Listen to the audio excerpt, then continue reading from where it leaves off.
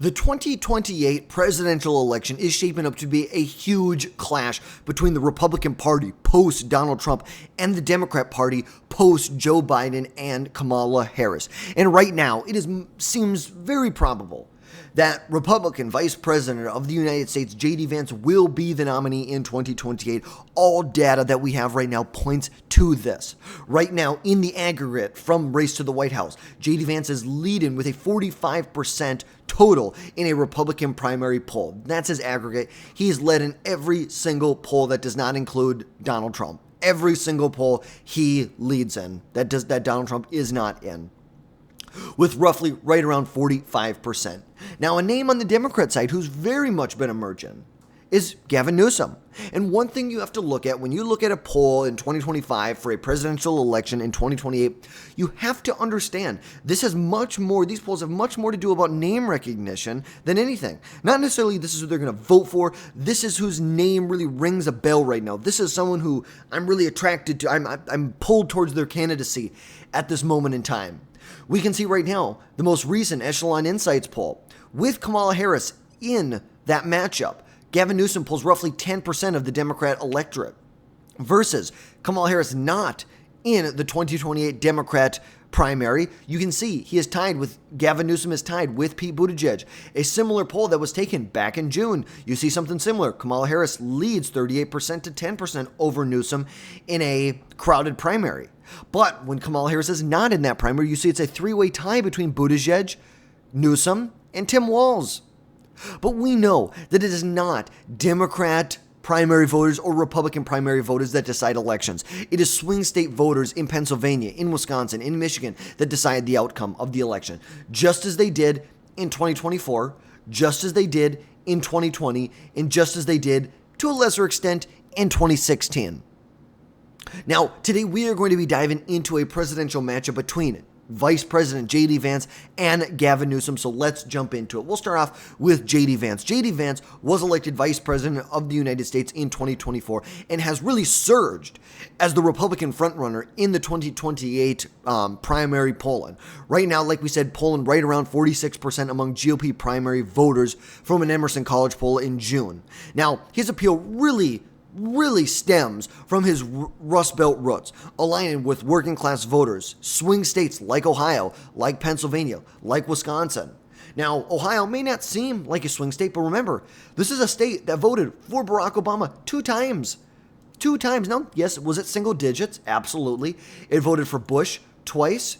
It voted for Clinton twice. It voted for George H.W. Bush, Reagan twice, and it voted in 1976, it did vote for Jimmy Carter by 1/4 of a percentage point.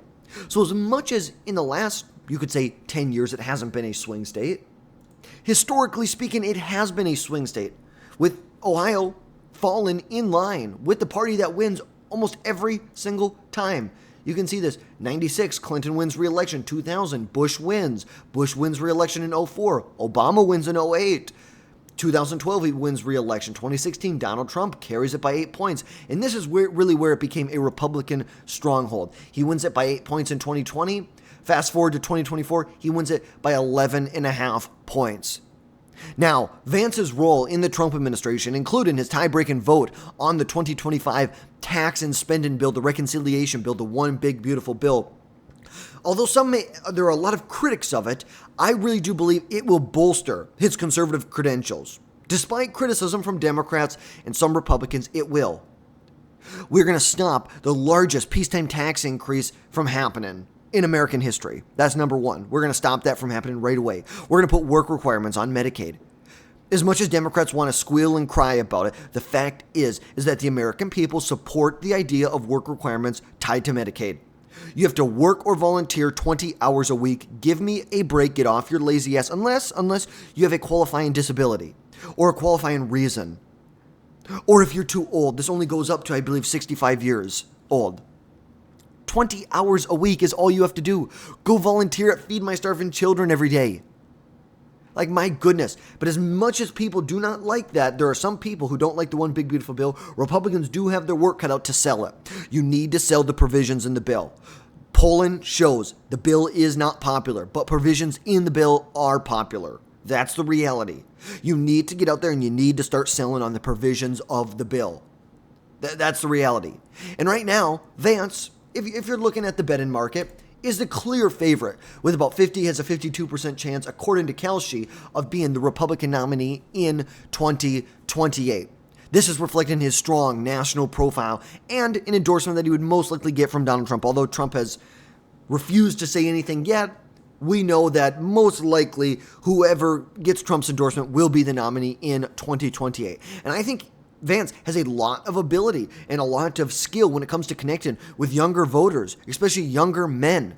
Look at his connection that he has with more right-wing tech figures, the tech bros. Peter Thiel. He definitely has a modern edge to him, which appeals to younger voters, especially in swing states. Now, looking at Gavin Newsom, who is the incumbent governor of California right now. He was initially elected back in 2018. And right now, like we said, he's polling around 10, 11, 12% in the average for 2028. He's polling with Kamala Harris about 11 points, without about 14 points he is polling at right now, just behind Pete Buttigieg. Now, Newsom's progressive policies, like California's climate initiatives, face extreme skepticism and criticism from swing state voters, where economic concerns trumps the coastal priorities of someone like Gavin Newsom. People view Gavin Newsom as a coastal elite. That is why he's trying so hard to rebrand himself. He's trying so hard. Look, in 2021, Newsom survived a recall, got 58% of the vote in 2020 run, and showed resilience. But at the end of the day, his national appeal is untested outside of the liberal stronghold in California. California is a liberal stronghold. It voted for Harris by 20 points. It voted for Biden by almost 30 points. When Newsom was elected back in 2018, they voted for him by 23 points. Fast forward 21, he wins 23 points. 22 wins with 18%. Not great. Not great. But still, he won by double digits. He wins by double digits in a state. And bookmakers right now have Newsom roughly sitting with about a 16% chance of winning the Democrat nomination in 2028, ahead of AOC at 12%, Buttigieg at 10%, Westmore at 7%. And the reality is, I think Buttigieg has no place. I don't think he'll get the nomination. No chance. But still, he's got a lot of liabilities. But still, he has been consistently leading since November of last year as the person who will be the Democrat nominee in 2028. Newsom has been a vocal critic and has been very vocal in his opposition to Trump and his agenda, including on X. I mean, this guy is nuts. Just look through his X profile. How many times does this guy tweet a day? But he's getting out there. He's really trying to get himself out there. Get his face, polls are about name recognition right now. How to get your name out there. When your average tweet, 450,000 people are viewing it. 5.1 million people are viewing it. 10 million people are viewing it. 20 million people are viewing it. 1 million people are viewing it. 81,000 people are viewing it. You look at this. This is how you get your name out there on a platform like X that has huge reach. And he's trying to position himself much more as a moderate. You've seen it recently. Trying to become much more moderate on their climate agenda, on the transgender issues, on homelessness, on building homes in California, on the regulations and the regulatory environment in California. You can clearly see he's trying to moderate himself, position himself better for 2028. But still, I think he has a big enough history that he will risk alienating moderates in swing states, not just in a general election. We are talking about a primary. But today, let's go through and actually look at what a 2028 presidential election map would look like. And we will start with the safe Democrat states. Obviously, on the West Coast, it is a Democrat stronghold, all the way from Hawaii to California, Oregon, Washington. You could say Oregon may be a little closer. As of right now, we're going to keep this as a safe Democrat state.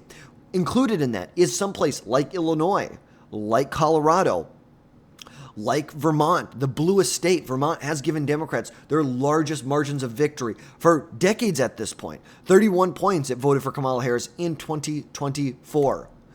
But yes, it will be a deep blue seat. Included with that, Connecticut, Delaware, Maryland, the District of Columbia, Rhode Island, Maryland, and Massachusetts, of course, that we have in here. These are the safe blue seats going into 2028. And now for the likely Democrat seats. That will include places like New Mexico, Places like Virginia will get included. Places like New York, New Jersey will get included. Maine at large. And of course, I should say, Maine's 1st congressional district will be a safe blue seat in 2028, or safe blue district in 2028. Now, to jump over to the Republican side, look at the safe Republican seats. There's a lot of them.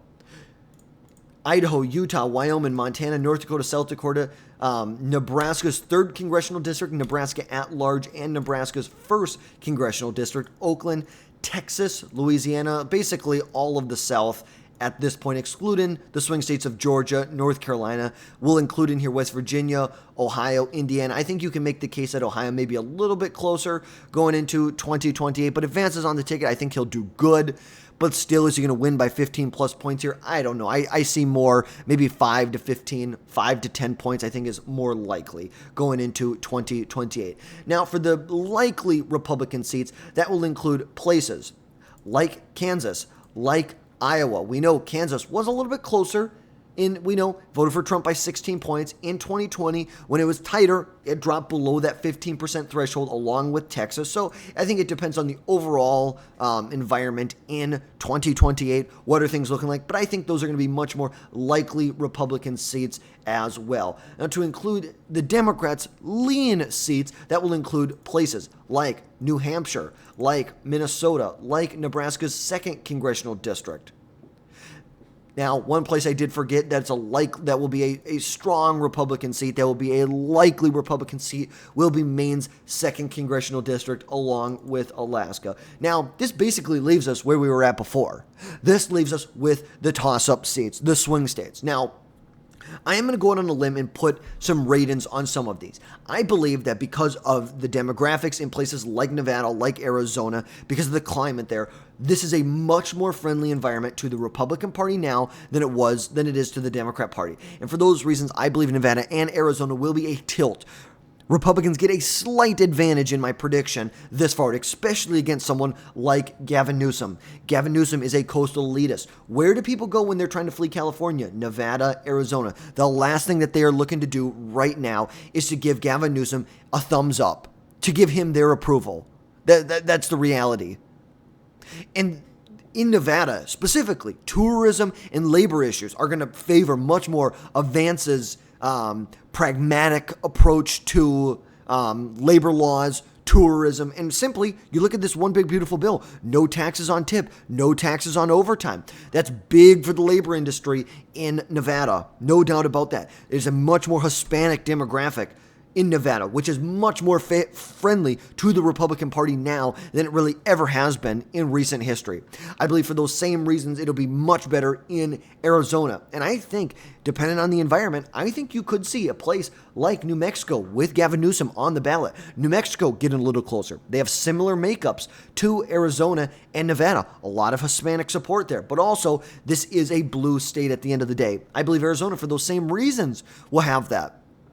We know, look at Newsom's stance on immigration. He's very lenient, which will weaken his appeal in a border state where if Democrats want to win statewide, they know they have to run as really border hawks. They have to be strong on the border if you want to win as a Democrat in Arizona. And like we said, Arizona, along with Nevada, along with New Mexico, but really Nevada and Arizona, has a growing Hispanic population that does not align with Newsom's California-centric messaging. This coastal elitist messaging is not going to work, no matter how much Newsom tries to make himself seem like he's a moderate. Oh, he's going to moderate on transgender issues. He's going to moderate on immigration, on border security. Bullshit. You were complacent. You were compliant in what Biden did during his 4 years in office. You were compliant. You were compliant on why 10 to 20 million illegal, undocumented immigrants poured across our southern border. And what did you guys do? Instead of beefing up border security, what do? You create an app so they can do it easy. So they can basically set an appointment for when they can cross the border. That's exactly what they did. Exactly what they did. And look, this one big beautiful bill gives tons of money to border security, $46 billion to build a wall. You want to look at the specific provisions inside of this tax bill. Let's get down to the actual, we can look at Medicaid, healthcare, food benefits, all this bull crap. But we get down, look, all this defense spend in here. But look, Homeland Security and Immigration. $45 billion to expand capacity to detain immigrants taken into custody. $45 billion to fund a border wall. After 10 years, Donald Trump finally gets his fucking border wall. $31 billion for U.S. immigration and custom enforcement, funded to hire, train, transport, facilitate legal resources to carry out immigration enforcement removals. Funding for border security for states and local governments. Homeland Security Department funding, $12 billion. U.S. Customs and Border Protection, expand the workforce, purchase new vehicles. You know, a big thing that I saw up here, which was huge that not a lot of people were talking about, and I'm just going to see if we can find it right here. Fund air superiority programs, and there's another one. There's like a couple $1 billion that they're given, and maybe it's down here, but they are given like $2 billion or $3 billion to redo our air traffic security. All of these air traffic control systems that are out of date. There's tons of money for that, tons of money that's being put aside for it. More funding for Secret Service, which is huge. So you can see that there are specifically things inside the One Big Beautiful Bill that are popular, that people want. People want that stuff. They want that. And all this funding for border security will bode well in 2028 in Nevada and in Arizona. That leaves Republicans at 236, or I should say JD Vance at 236 electoral votes to Democrats, and JD Vance 226 electoral votes. Now we're going to have to look at each individual swing state, starting with the state of North Carolina, which it's a purple state, but it is a lean Republican purple state. It's consistently been a Republican state. This was the one swing state that did vote for Donald Trump in 2020. It voted for him in 2016, 2020, and 2024. Had a margin of victory of roughly 3.5 percentage points in 2024. Now, North Carolina, I believe, will favor the conservative messaging from JD Vance and will reject this coastal, West Coast elitist version of the world. This soy boy version of the world. Gavin Newsom was born with a silver spoon in his mouth. They will reject that. They've rejected Democrats like that statewide. The Democrats who do win statewide are not Gavin Newsom Democrats. They're not. They're much more in line with a Joe Manchin Democrat or a Roy Cooper Democrat than someone like Gavin Newsom. Newsom's liberal policies, like California's high taxes, that is a tough sell in one of the most business-friendly states in America. Vance's focus on cultural issues, transgender issues, opposing woke policies aligns much more with North Carolina's conservative base. He will have a lot of support from the base, and I believe he can tide well and win over moderates, win over independents in the state of North Carolina up against JD Vance. I think it's fair to say that North Carolina would go to the Republicans roughly, I'd say, 2 to 5 percentage points in 2028. Now looking at Georgia, where Trump had a victory in 2024, and Governor Brian Kemp's popularity keeps Georgia a lean red state. Remember, this is a state voted for Biden in 2020. They have 2 Democrat senators that currently represent them. Both won initially in 2020. Warnock won re-election in 2022 by 3 percentage points. Now, Ossoff will be up for re-election in 2026. We're going to see he's probably going to go up someone, a Rich McCormick, a John King. We're going to see exactly where the cards fall, but they have 2 Democrat senators from Georgia right now. At the same time, when Democrats win by 3 points in a Senate election, is the same time when Brian Kemp, a popular governor, wins by 7.5 percentage points. 7.5 percentage points he wins by. At the same time, when statewide offices are held by Republicans across the board.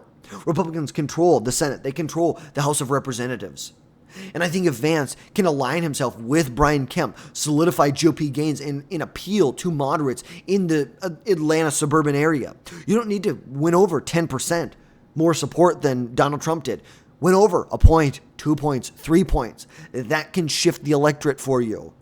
And I believe Newsom will struggle to connect with Southern voters. He will. In urban areas like Atlanta, we'll support Newsom, but I believe rural turnout will support Vance, and he will win the moderate vote. If you're looking at independents, that will go towards Vance. I don't believe he's going to win by a landslide, but look, I think Georgia, I think it'll be closer than North Carolina.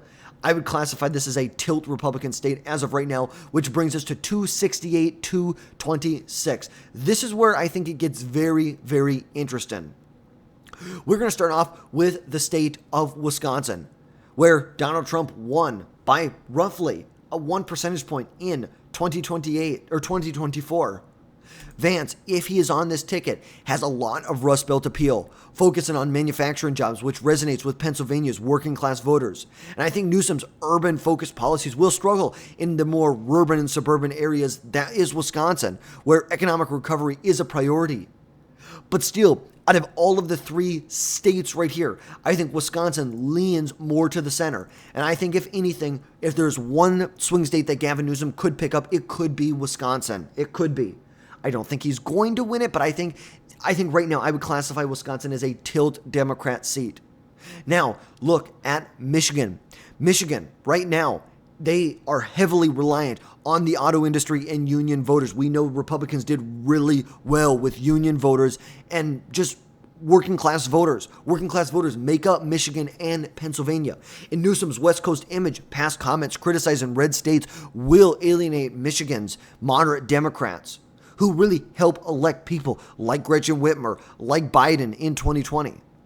Donald Trump's 2024 sweep here really suggests that the GOP has started to get a better advantage. They have a much better advantage in the state than they really ever have. Republicans are eyeing to win statewide, especially on the gubernatorial side in 2026. I think, if anything, I would classify Michigan as a tilt Republican state. Obviously, these are all within the toss-up. These are, a 50-50, 55-45 toss-up states as of right now, which, with that victory in Michigan, would put him over the edge at 238. Now to talk about Pennsylvania. If you want to win, you need to win Pennsylvania. Let's just get that straight. Yes, this is one way to victory. You poach Wisconsin, Michigan, one of the two, and you sweep the rest of the states here.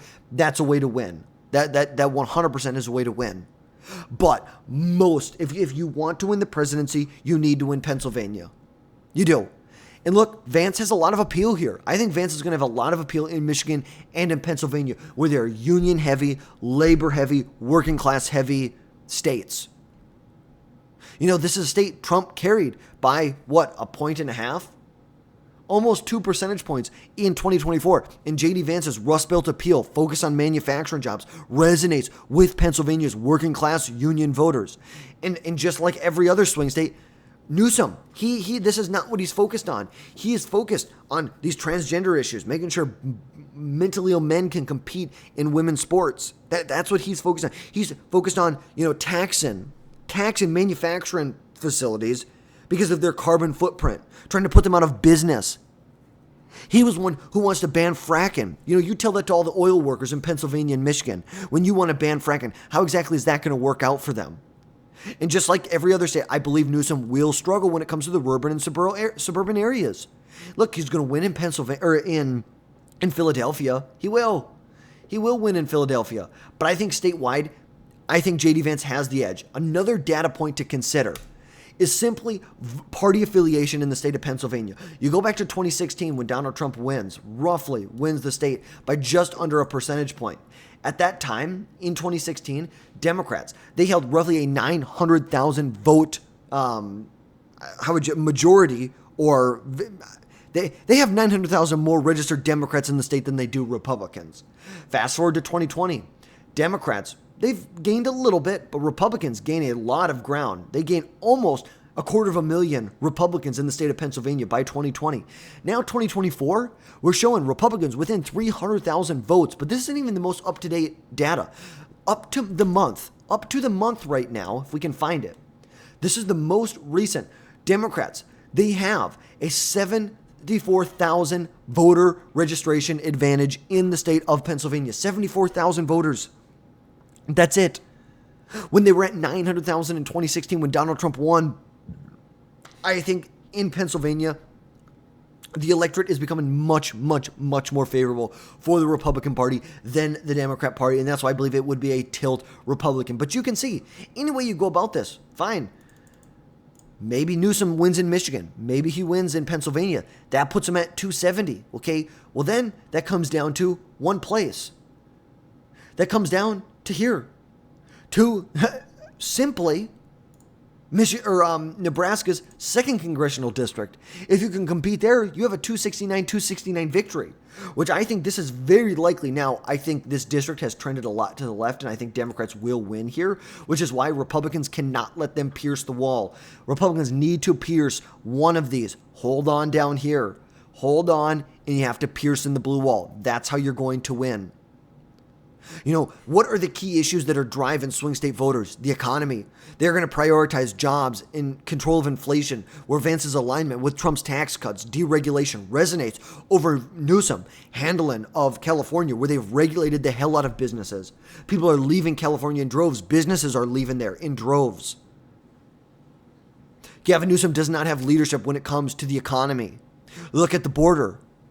Newsom's progressive immigration policies are a huge liability. The fact that he wanted millions of illegal undocumented immigrants. He's totally politicizing these immigration raids. Totally politicizing it. Saying that they're ripping kids away from their families. Well, you know what? I really hate to say it. I think Tom Homan has a really good response to this. If I'm a dad and I have a kid and I go commit a crime and I go to jail, I'm going to be separated from my kid as well. But whose fault is that? Is that the law enforcement or the judicial system for enforcing the laws? Or is it my fault for breaking the law? Think about that. They're going to focus on when it comes to the massive border crisis and how Donald Trump is fixing and has fixed the border issue in the United States. And I also think that just on cultural issues, Vance will win. Vance's opposition to the progressive cultural shift, especially in swing states, and you can very much run against the coastal elitist policies. But all in all, JD Vance holds a clear edge in swing states in 2028, leveraging his Rust Belt roots, Trump's endorsement, and momentum from the GOP in these swing states. Gavin Newsom will face an uphill battle with his progressive record, struggling to connect in battleground states like Pennsylvania, Wisconsin, and Arizona. But let's not kid ourselves. Let's just not kid ourselves about this. Gavin Newsom could win. This is how I think things could turn out. It's like my final prediction would probably be Michigan and Pennsylvania go Republican. It's like I think it gets competitive, but still, we're talking about a couple, like what? We're looking in the state of Wisconsin. You're looking at what? In here, you had 25,000 votes. You have 12,000 to 15,000 voters that change their mind and vote for Hillary instead of Trump, and the state flips to her. We are talking about a small portion of the electorate. You're talking about a couple 100,000 voters between Michigan, Pennsylvania, Wisconsin, Nevada, Arizona, Georgia, North Carolina that are going to decide the election. And the swing states will most likely stay the same. But folks, stay tuned as we get updates. This is our map as of right now. Stay tuned for our updates as we get closer to the 2028 presidential election. And let me know your thoughts down below. And as always, drop down below, hit that subscribe button. Make sure you smash that like button and make sure you never miss another video from us again in the future. And folks, we will catch you next time.